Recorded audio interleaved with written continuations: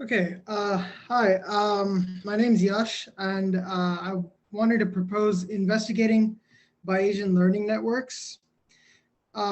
So, like they were talking before, AI has come a long way, and there are also a lot of ways to implement AI, and they can make decisions in various ways. You could do reinforced learning, where you run the simulation a few times and you tell it based on a reward system what to do.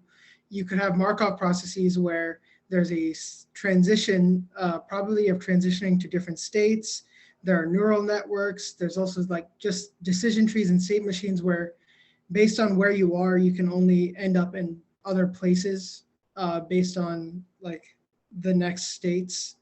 Um, and all of these require some data that the AI needs to make some decisions, whether it's reinforced training, like I said, where you just simulate a few times, or actually a lot of times, and you tell it, hey, you're not doing this right, you're doing this correctly, and you give it some reward system and it learns from it. Or you could have real-time data where it has to make decisions based on its current state, like Markov processes and decision trees. But what happens when we have limited data, when we don't know, when we're not certain of what we know, when there's other factors involved? Well, that's when Bayes nets come in. So Bayes' theorem is, we learned it in high school stats, but basically it's given two events, two independent events, you want to know the probability that one happens given another. So top right, we see, so there's the probability of A given B, and using the probability of A occurring and the probability of B occurring, we can figure out the probability of A happening given that B happened. And the key here is that they have to be independent. They can't affect each other, because then what is the point of it? So this is a type of probabilistic modeling where we have a lack of certainty in our data. So like I was saying earlier, all the data that we're given for the AI to make a decision, you're not always certain that that's correct data. And things like reinforced learning, oftentimes you are, and that's why you simulate it a few times or a lot of times before you actually run it in the real world, because you want it to learn. But a lot of Bayes nets rely on just using real-time data. So the decisions are made at the bottom right. We have a simple Bayes net. So as you can see, there's 4 nodes. There's cloudy, sprinkler, rain, and wet grass. So this essentially is, given that it is either the sprinklers were on, or that it was raining, we'll have wet grass. Or if it's cloudy, will the sprinklers be on, or will it rain? Now, a key thing to note is that they depend on each other. So sprinkler depends on whether or not it's cloudy. Wet grass depends on whether or not it's sprinkler, and it depends on whether or not it's raining. And there's some set probabilities of these things happening. For instance, here we have the probability that it is cloudy, but the sprinklers are not on is 0.9, and the probability that it is cloudy and the sprinklers are on is 0.1. Because if it's cloudy, it might be about to rain. You don't want to turn the sprinklers on. So these are, as you can see, they're not independent. So you can't calculate the probability of it having wet grass without understanding the probability of it raining or of it having sprinklers. So when you propagate that, when you propagate the probability down, then eventually you can come to a decision on what to do. In the real world, though, you won't have probabilities that are set like this in tables. Oftentimes, you'll have a sort of distribution. You'll understand how your data should look. So on the left here, we have a simple normal distribution. And you can see that the distribution is shaped differently depending on the set parameter. So when sigma is around 1/2, you have this long distribution that's purple. So you have a pretty good chance of being anywhere under that. But with a with a sigma of 132, you have this very narrow distribution. So most of the probability of things happening are going to be within here. And so in the real world, what we're actually going to do is estimate this distribution and the shape, and then make a sample a probability out of that, and then use that. So some topics I wanted to go ahead and explore in my literature review were use cases of Bayes nets. So like I was talking about before, a big use case is when you don't know a lot about your data, but why would you want to rely on Bayes nets? What are its pros? What are its cons? You know, and I also wanted to compare Bayes nets against other decision-making tools, other AI models such as neural nets and decision trees, state machines, etc. Why are Bayes nets better, or rather, when should you use Bayes nets over the other tools? I really wanted to look into a basic Bayes net implementation as well. I know there are some out there, but I haven't personally seen any yet, so I wanted to look into that. And a huge concern of mine is the pitfalls of Bayes nets. I see a lot of problems in having data that's uncertain. How do you make a decision when you're not fully sure that's a correct decision? So I really wanted to explore that as well. But from my basic research before, a huge part of Bayes nets are parameter estimations, as I was talking about earlier, where you don't know the set probability, but you might know what the data should look like. Maybe it's a binomial distribution, maybe it's a Gaussian distribution. You just need to estimate the parameter to know where your probabilities lie and what your options are.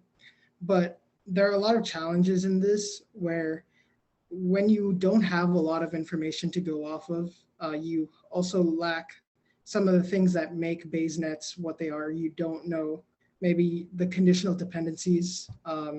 You won't know, or you want to assume some things, but you don't know if you can assume those, if they make a huge difference in your decision or not. And like earlier, you may not understand your distribution of your data well enough. So the problem is rather easy to come across, like we were about earlier with this Bayes net. It seemed pretty straightforward, where it's like the wet grass is dependent on whether or not it rains, which is dependent on whether or not it's cloudy. And this is easy to come up with, but there's a lot of factors they left out. Is there a storm on its way? That would affect if it's cloudy or not. Are we just supposed to assume it's not stormy? We also just the weather. What is the temperature like? That'll affect whether it rains too, not just whether it's cloudy. So, or even sprinkler, like maybe your sprinklers are broken. Are we going to include that somewhere here? The probability that the sprinklers are broken.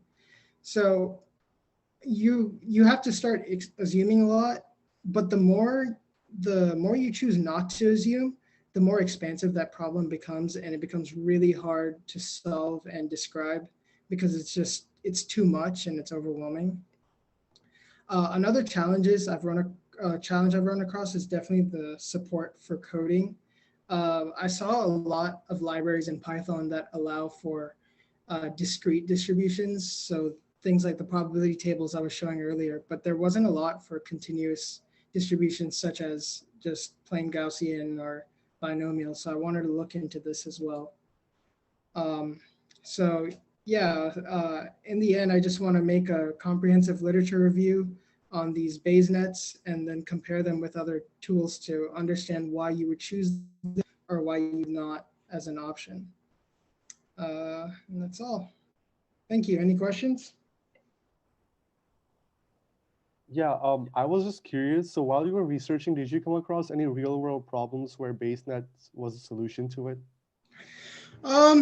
Not so I did, but a lot of it were structured around like this isn't the perfect solution for BaseNet's not the perfect solution for this problem, but let's try to use Base to solve this problem.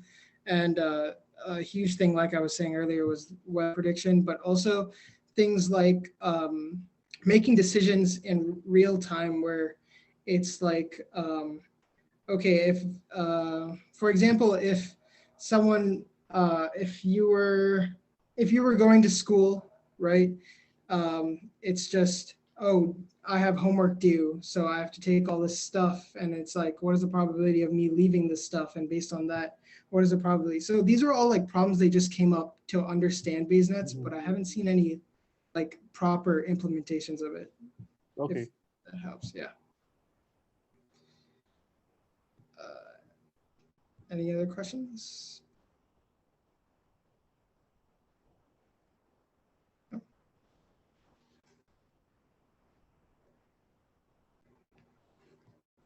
Okay, I guess that's it. All right, thank you for your presentation. Is there any other group that would like to go next? I'll go next. You said that? Kenneth, All right, go ahead and share your screen. give me 1 second.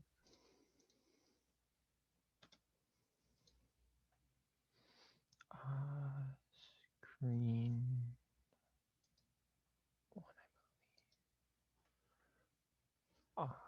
Am I showing just the PowerPoint?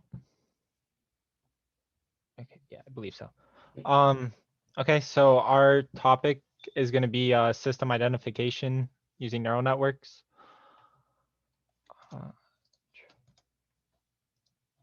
So, I'm sorry, give me 1 sec. All right. So system identification is basically the process of estimating the parameters, or we could say the relationship of input and output data in a system. It's present in like multiple fields, but for this review, we're going to be discussing it in terms of control systems. We decide on this topic due to the demand for it, since systems like nowadays just will continue to grow in complexity, and they now are getting like too difficult for human calculation. So we rely on computational techniques and methods to solve them, and this is where neural networks come in.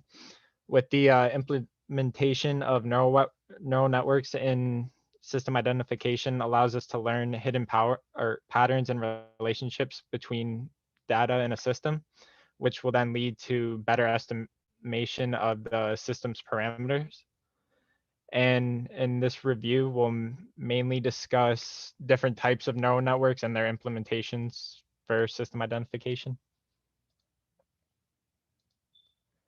So we looked at many and decided on 3 types of neural networks to review. The first type is a convolutional neural network, and there's an implementation called DynoNet, which is just an architecture that uses it.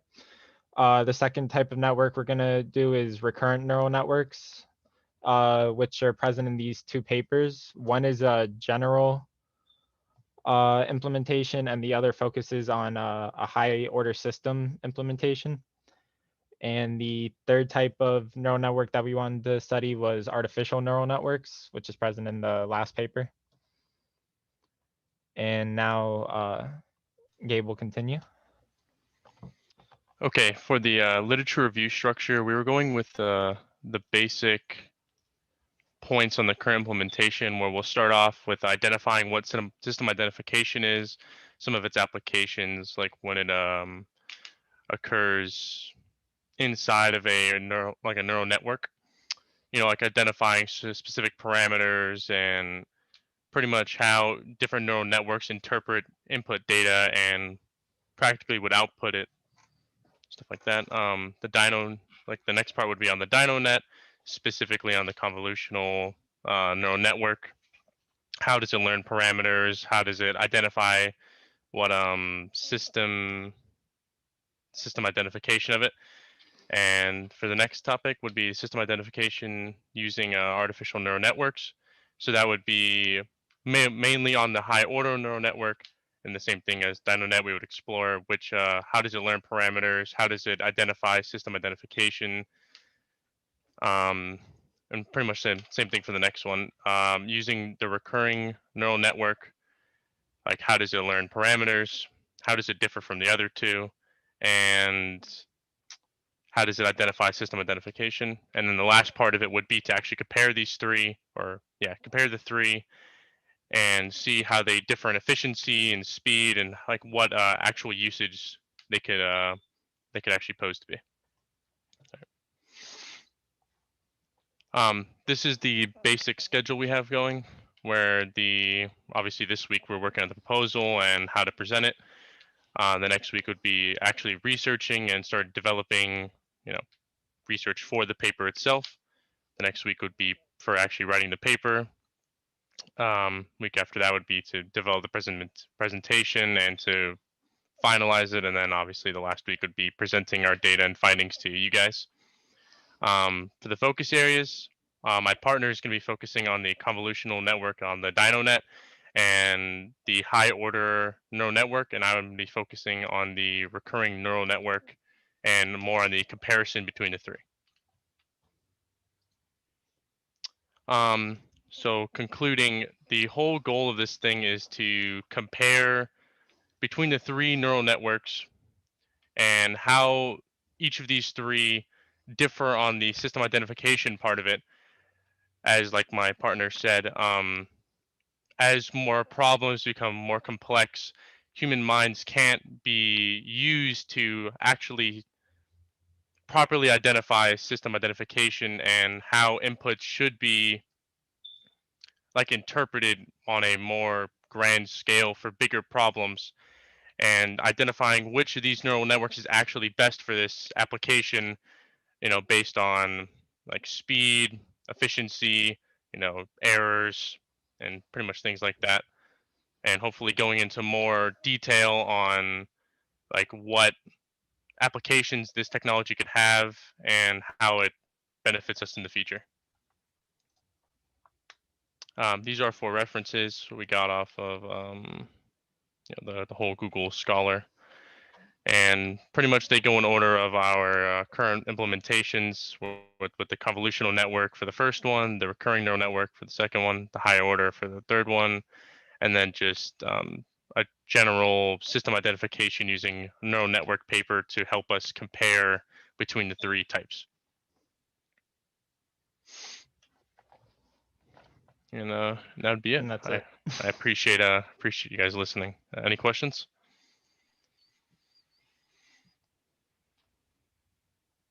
Yeah, so at one point you said like you're gonna compare the three to find out which neural network is best for this application. I might have just missed it, but what's this application? Like, what are you trying to find neural network for? It wouldn't be a specific application, more or less it's going to be like a comparison on which one would be better used for like a group of tasks or a category of tasks. I guess it's not just one specific application.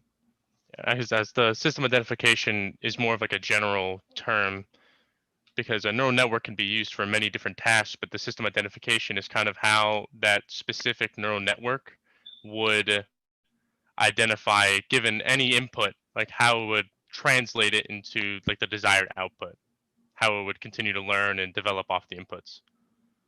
All right, thank you. Say you get say we as a society, as the world, we get neural networking working fine in XYZ, right?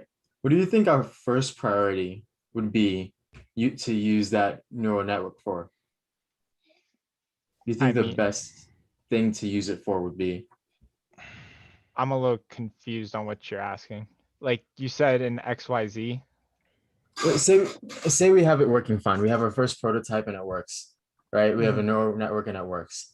What do you think the most important thing what would you think the first thing we'd use it for? Man, that's pretty.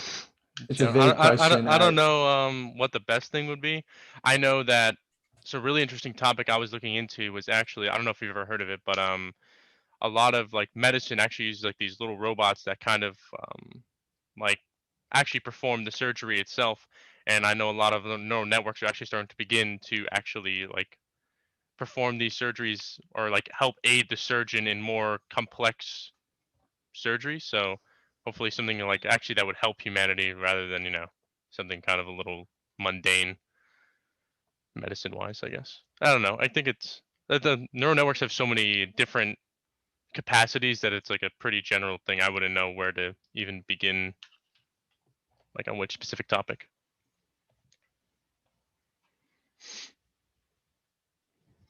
And any other questions?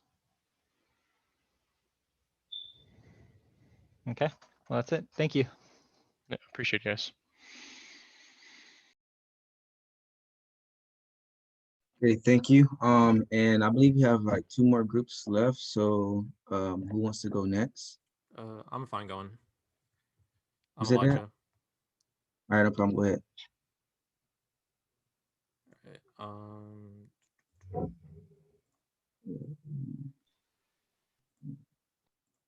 can you guys see the screen and hear me okay?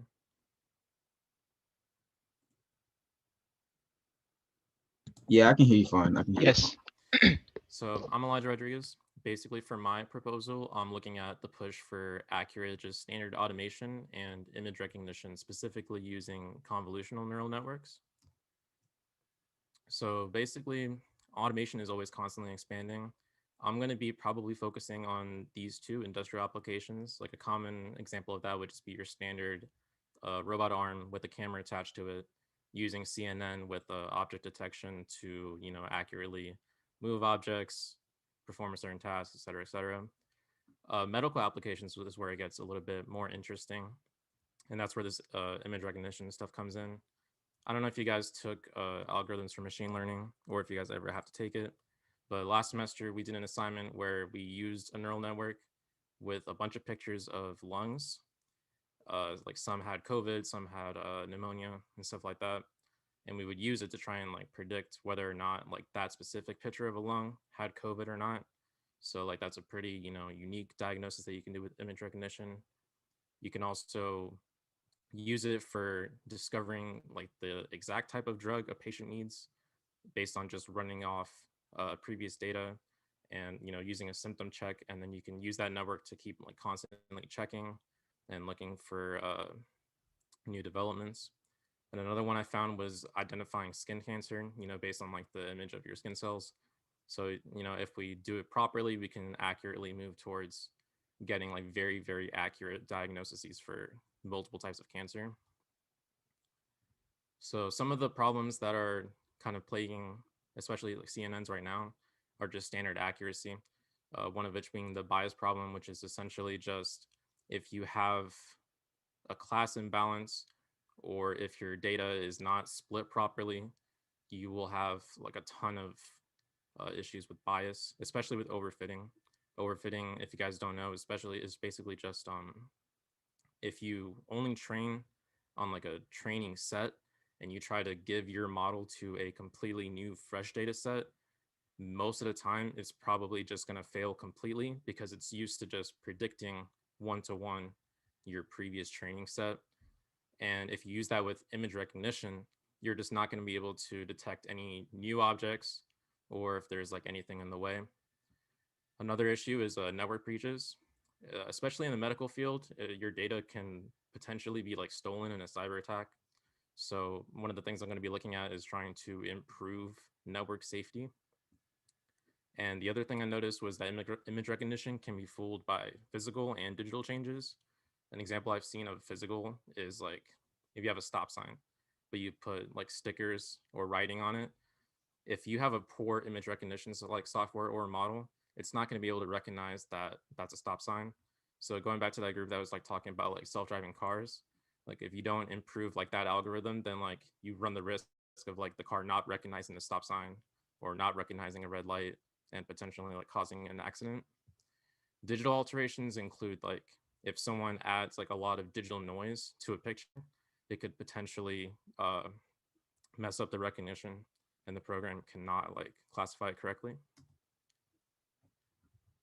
So for impact, I'm going to be looking at how it could add new job subsets, because instead of just laying off workers, you can now train these workers to accurately run, update, the entire neural network, all the software involved, code it from scratch, or just using libraries.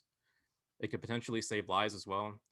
Like I said before, there's a lot of preventative measures, especially with like that skin care and the skin cancer, sorry, and COVID diagnosis. You can recognize medical issues either like as they're happening or as a preventative measure, especially once like the future improvements to accuracy and biases are made. And hopefully, if you increase the network security, you will be able to protect your client information, as well as just like protecting your overall health, because now you'll be able to accurately be able to determine if you need drastic medical attention, or if you'll be fine. And then also just generally quality of life, specifically in the industrial department. If we have improved automation, you can now not have people risk their lives doing like dangerous machine jobs. You can now have them instead just operate and update the automation and neural networks. So basically, for my overall objectives, I want to research and find new and innovative methods that people are working on that are addressing those previous issues, specifically for CNNs. So basically, my thought process is I'm going to be doing just a general overview of CNNs and how they relate to automation and recognizing images, as well as image processing, and how you go through the pipeline of dealing with that. I want to do a thorough outline of all the ethical problems, as well as the technical issues that have prevented neural networks from branching out and being used very mainstream. Because if you do it improperly, you could have a situation where it's either just not beneficial to us because it's making too many mistakes, or it's controlling too much, and then you can you run into basically like Skynet type issues. And then I'm gonna finish it off by doing current works of what people are doing, especially like into the new research, which I'll explain later in the research paper section. So the areas that I'm specifically going to focus on, because I'm doing research, are just the overall neural network architecture, specifically the computational memory requirements, like dealing with how much power, how much memory do you need? Can the computer handle, running that many epochs? Can the computer handle all these hidden layers? Just the general accuracy, so looking at loss functions, going into like the real like mathematical side of it to try and figure out how we can just like get a general increase in accuracy and make it more reliable. One of the research papers I saw had a really interesting thing where they're using IP-based encoding, which I'm not going to get into like too much detail, but basically it just sends the IP through the hidden layers, and you can use that and have it keep all the data and use that to kind of keep it like secure and tight knit and localized. Another paper dealt with combining networks. So instead of just trying to make one network do a bunch of different tasks, you can have smaller networks do their own individual tasks, and combined they'll have a full, general process, and they can do it successfully. And I'm gonna try and analyze how using different types of hidden layers, different types of non-hidden layers, and changing the weights either by hyperparameter tuning or manual weights can affect the general performance and accuracy of the network. My concluding topic is just I basically want to try and understand and apply in like these new solutions and new research topics to try and just get the accuracy up so we can use CNNs more reliably and in the mainstream. I want to try and find ways that we can improve data security, so then that way people don't have to worry about constant cyber attacks and losing their data just because we want to try and introduce these, as well as addressing job security a little bit, just because I feel like that's a point of contention, especially with automation. But I think there's a way that you can do this properly without risking like too much job security. These are my reference papers. I'm not going to go too much in depth, but basically this first one was just a general trend and challenges that are currently facing AI. This is the one that these people did a study where they kind of grouped a bunch of networks together, and they found that the accuracy did kind of go up. So I'm going to go in depth on that. And then this one was trying to deal with attack detection, like what I was talking about with physical alterations to an image, where it can affect the outcome of whatever is trying to be classified. And that is about it. If you guys have any questions, I'll answer them.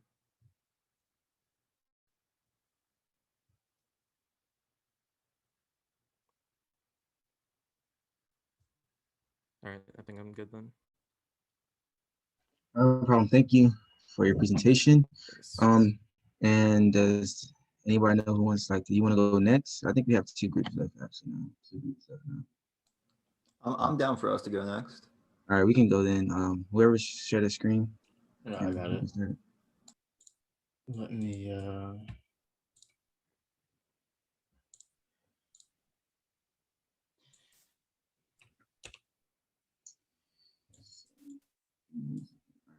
So we're doing our project on artificial intelligence on information privacy on like our private devices such as like your phone or any basic thing like that. My name is Ricky and my two partners would be Alexander and Shay. If you didn't know, yeah. All right, so for introduction, if you didn't already know, like artificial intelligence is kind of taking over our daily lives right now. We're using Siri or Alexa to answer like the simplest questions, like what's 2 + 2, or what's the definition of a specific word at the snap of our fingers. Even though we probably already know the answer to that, we just want to be like extremely safe about it, so we just ask anyway. And it's just really easy to just ask Siri for an answer and being able to get that answer in a matter of seconds. And also, as we know right now, as we talked about previously, there's Elon Musk, and he's using artificial intelligence in order for your newly bought Tesla to be able to use the self-drive feature. And from like watching his different presentations about these different cars and different things like that, that's like only the beginning for him, as he plans on using AI to further improve his Tesla cars to add more practical applications that use them. And in addition to that, we're using Uber or Lyft. Well, I know I am, at least when I go out or whatever the case may be. I'm using Uber or Lyft to be like more safe, but and those apps are using artificial intelligence too, because they want to improve our quality of ride experience. So I'm pretty sure like Uber and Lyft, they have created an application called One Click Chat, which is basically a way to like give you a way to communicate with your driver when you're asking them where they're at or how far they are or whatever the case may be. And I know that doesn't sound like it's using artificial intelligence, but within that feature, there's something embedded within it called intent detection, which is basically trying to predict like the message you're trying to send to your driver based off of like numerous previous conversations you had with drivers in the past or customers that have had in the past, so they can kind of predict what you want to ask or predict what you want to say. So like in reality, before you know it, everything we use in our daily lives will involve some form of AI, but like at a significant cost of protecting our privacy. So, that's our motivation behind choosing this topic. Like, we still know AI is brand new to us and there's endless possibilities for AI. But we're still a long ways away from perfecting the current level of artificial intelligence that we're at now. So as we go further along into perfecting AI, we need to know in what ways is AI improving our lives, or is it making our lives easier or better, or is it really doing more damage than good because it's ultimately ruining the little privacy we do have? And that's the question we have to answer. Basically, is sacrificing our privacy a necessity that comes with using AI? In order to do that, like, we must explore the possibility of pre-existing AI techniques in cybersecurity. So as I said before, AI is still a relatively new concept, especially in the context of cybersecurity. So if we don't know what cybersecurity means, it essentially means is like it's based on rules and interactions. So you get like cybersecurity based off of like rules and interactions with one another, and then AI is based off of pre-programmed knowledge. So in order to give the consumer all the perks of AI, some privacy restrictions must be lifted. Like, for example, if you have your iPhone locked and you want to use Hey Siri, when you use Hey Siri, you're technically unlocking your iPhone just by like the sound of your voice. So now you basically unlock your iPhone with no Face ID, no passcode or fingerprint scanner. And if somebody say, for instance, sound like you and they say Hey Siri to your phone, they can unlock your phone and get into your phone and be able to look at private information or different things that you didn't want to be, given to another person. And like I mentioned before, with One Click Chat with Uber and Lyft, there's that intent detection, which basically uses your previous conversations with other people that you've gotten rides from. They're basically taking all that information before to kind of figure out what you're going to say next or what a customer would say next in the situation. And if you use Alexa, you're basically giving Alexa like connections to all your devices, whether it's your phone to play certain music, whether it's your Fire Stick remote app or whatever the case may be. You're basically giving all that information away for free. So all of this has major implications we may not have been aware of previously. We're just kind of using it. We don't really know that it's affecting our privacy. So we're just giving things away to just be private to make our lives just a little bit easier. And now Alex will talk about the significance of all of this. Yeah, so why is this important? You know, well, personally, I have plenty of personal data that I would not want anyone to see. If someone were to learn my email password, they could log into my PayPal, which is linked to my bank, and now they have access to my bank account. And all it takes is one depressingly small transfer to make me destitute and unable to buy the textbooks I so desperately need. Privacy is not a privilege, it is a right. And any amount of personal data being misused can like drastically affect the rest of a person's life. How do I go to the next slide? Did I just ask you guys? Sorry. Thank you. Sorry. So yeah, so we understand the importance of privacy. It's like, hey, this is your whole life. But how big a risk does integrating artificial intelligence into our daily lives actually create? Like, is AI really affecting our privacy? Short answer, yes. Siri is basically always on and listening to you. And according to one whistleblower at Apple, Siri has overheard many confidential conversations, including drug deals. If we're talking about conversations that I would want to be kept private, my drug deals are pretty up there. I mean, drug deals in general. But that's just one whistleblower's report. How about a quote from the chair of the UK's Parliament Digital Culture and Media Sports Committee saying that Facebook rewards companies with access to data that others are denied, i.e. social medias are just selling our personal data. Hey, this guy searched for dog food. Let's recommend personalized ads for collars, bowls, treats, and toys. So it kind of sounds like a win-win. The companies get to market to the individuals that would purchase their products, and the individuals get offered products they're interested in purchasing. The downside is that everything is way too hush-hush and secretive. Like, we have no way of knowing what data or even what kind of data is actually being collected. Maybe they just skim our search history. Maybe they have a repository of all our passwords, credit card numbers, and social security numbers. There's really no way to know what data they're actually stealing or collecting. So what's the point of like stirring the pot like this? What are we really trying to accomplish here? What is our objective? Basically, we just want to make people aware of the potential risk to their personal data and what they can do about it.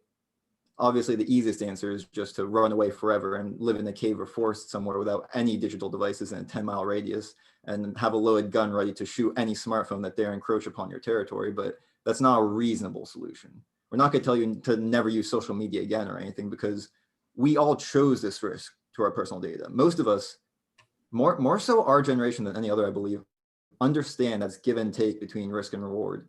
You get a free and easy way to connect with your friends, along with seeing fun pictures and videos in the palm of your hand, and Zuckerberg gets millions selling your details to advertisers. Most of us actually understand that risk, but we want to motivate people to lessen that risk, using a virtual private network to make your search history harder to steal, or two-factor authentication to make your accounts harder for an outsider to log into. There's a lot of quick and easy things you can do to protect yourself.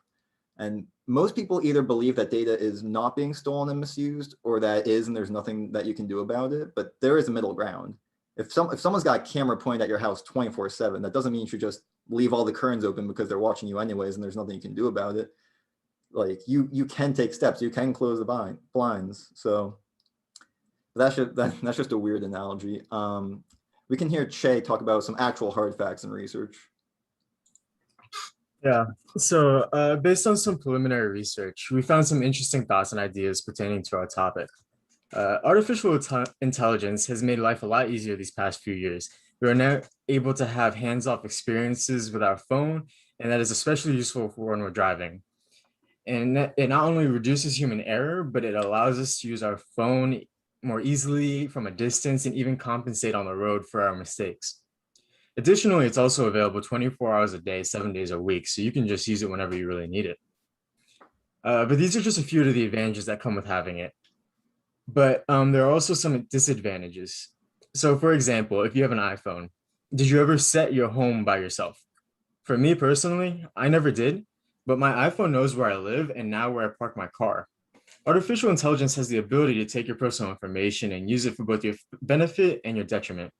Your information, like things that you search on Google, can be taken away from you. And I doubt that many people want others to be able to see that. But it doesn't stop there, because technology is always evolving.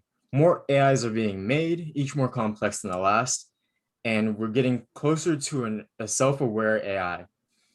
Stephen Hawking touched upon this topic once and warned that if this were to ever happen, mankind might be in serious trouble. Although it's extremely unlikely that that's going to happen anytime soon, there are many examples of how artificial intelligence can negatively affect people today. With our research, we found something called the predictive policing algorithm. It's an AI that predicts where future crimes will be committed based on past crimes.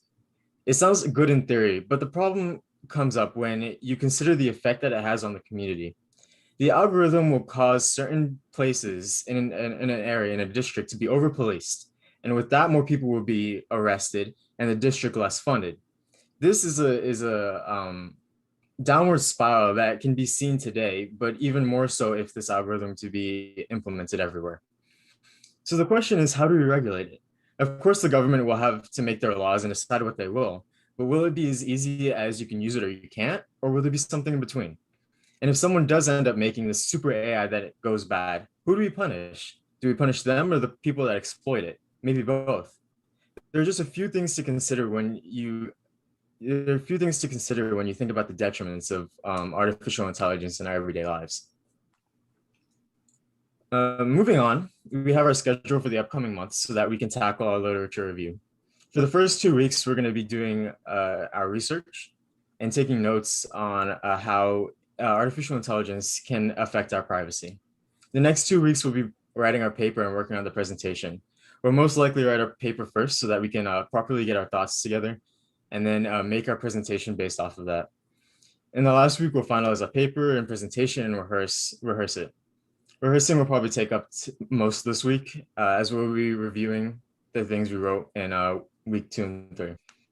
On the right, we can see the literature focuses, and that's just who's going to be focusing on what in terms of the articles. I'll be focusing on evolution of artificial intelligence, seeing how it has changed over the years and seeing how most likely, in my opinion, we're losing more information as time goes on. Ricky will be focusing on information leaks and seeing if there's any information leaks as a result of an AI. If not, then information that was gathered by an AI being lost. And Alex will be focusing on information privacy, specifically how today's information that's being gathered by AI is being used against us, for us, and how and why it's being sold to others. And these are the references that we used for the preliminary research and the other slides. And are there any questions? Yeah, I got one. What's up? Do you guys think like a viable strategy for like at least keeping like data security accountable would be like having a public option for AI, so then that way like the taxpayers have a stake in like, then they know that like their money is supposed to be going towards protecting their data and they can take active steps to like ensure that? I think ideally, yes. I think that'd be a really good idea just because, you know, we the people, right? We deserve to know. We deserve to know what's going on, what's happening with our data, if it's secure or not, and if our information is being sold. It's not right for people to just be able to see our Google searches and do with that what they will. So I think that's a really good idea, and I think that's the ideal. Awesome. Yeah, thanks.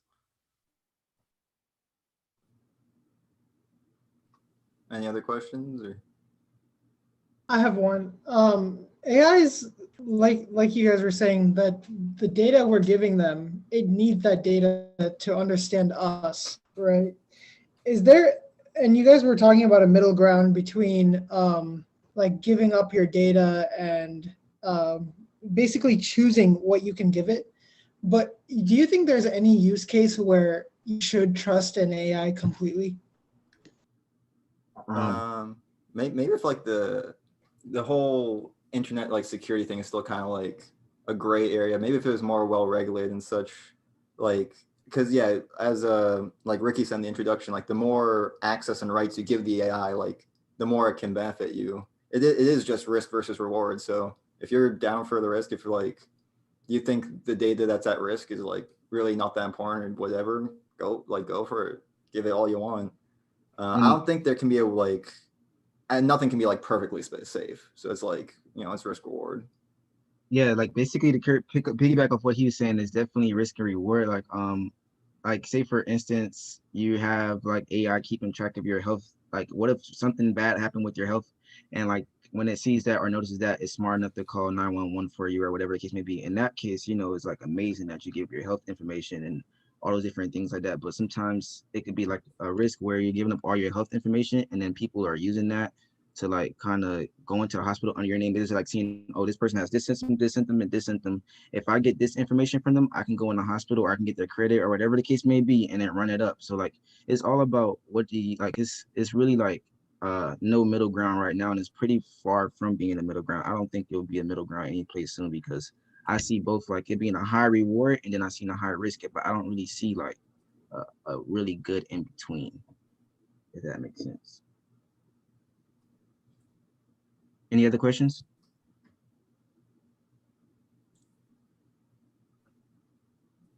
Cool. All right. And who would like to present? Like I believe we have. Do we have anybody else who needs to present? I believe I do. All right, cool. Go ahead and share your screen whenever. Okay, give me a sec.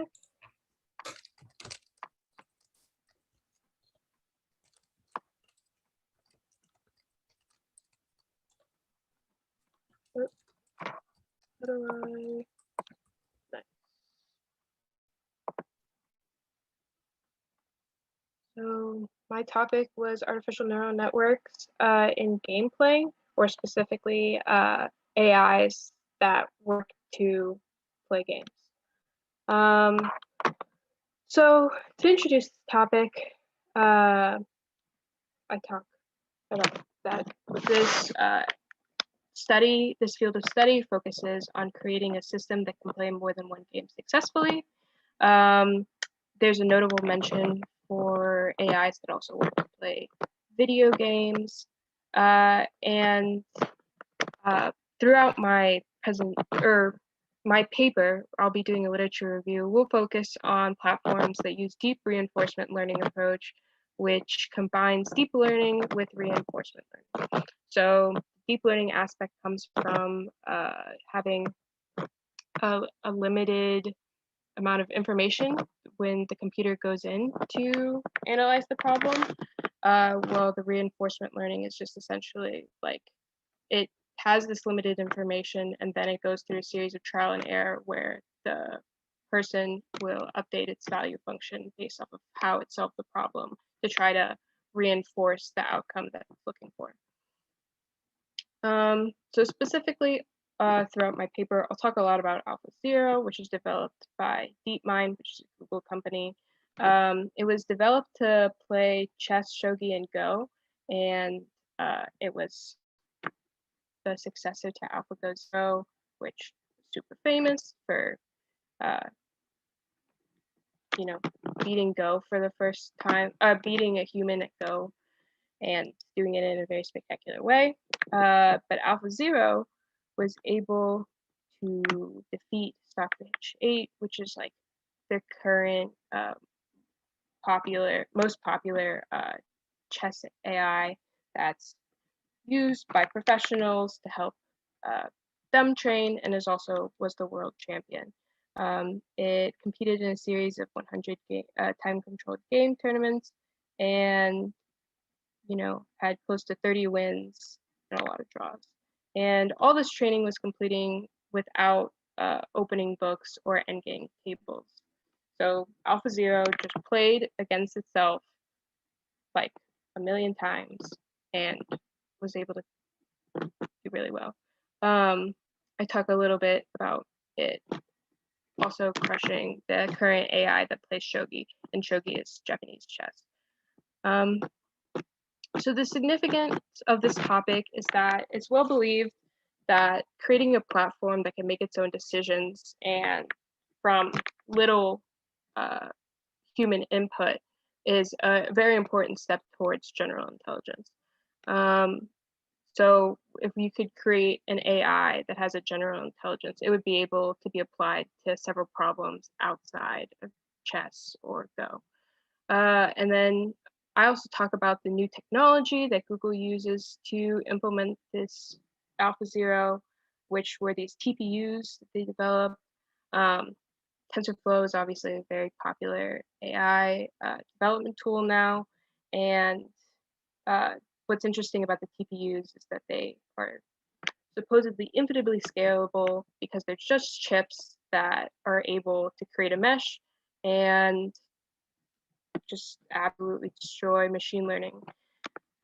So the objectives of my paper will be focusing on the history of DeepMind and the projects that they have going in their development, talking about the AI's learning and the theories and techniques that go into reinforcement learning and deep learning. I'll be comparing the current game playing AIs that are out there, and I'll touch briefly on AI safety and the, limiting a general intelligence. So like I kind of discussed before, I'll be talking about learning methodologies such as deep learning or reinforcement learning.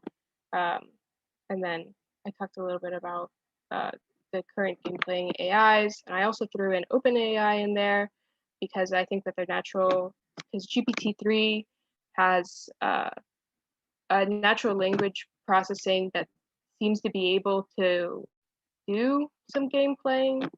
And specifically for AI safety, I'll talk about like understanding AI decision making and trying to have the AI communicate how it gets answers, because deep learning is too deep for us. So the schedule that I will be proposing is I'll spend 1 to 2 weeks of research, 2 weeks on creating the paper and the first draft, and 2 weeks on making a presentation, finishing the paper, and rehearsing.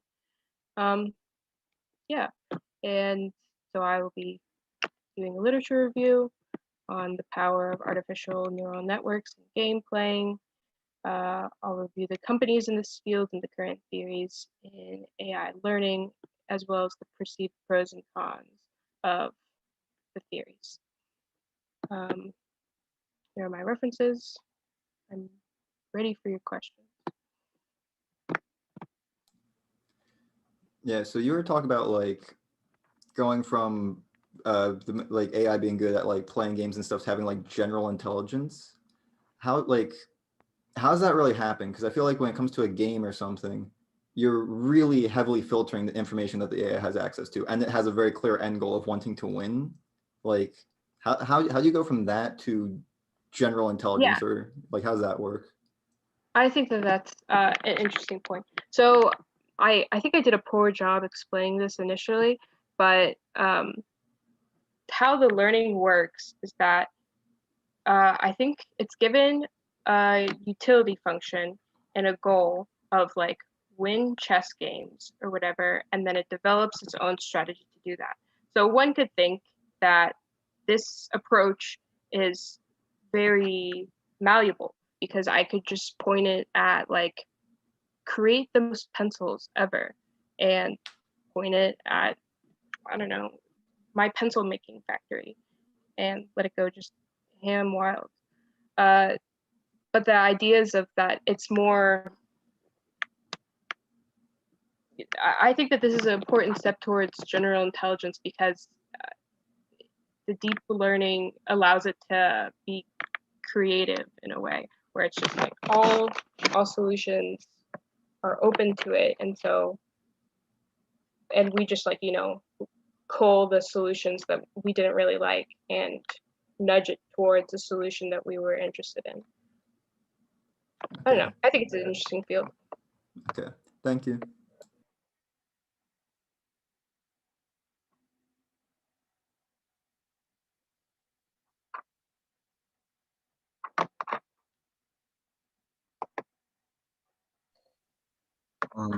Nobody has any more questions? If not, then that'll be it. I believe she was the last person that had to go. She was the last person. I think we just go back into the regular meeting now.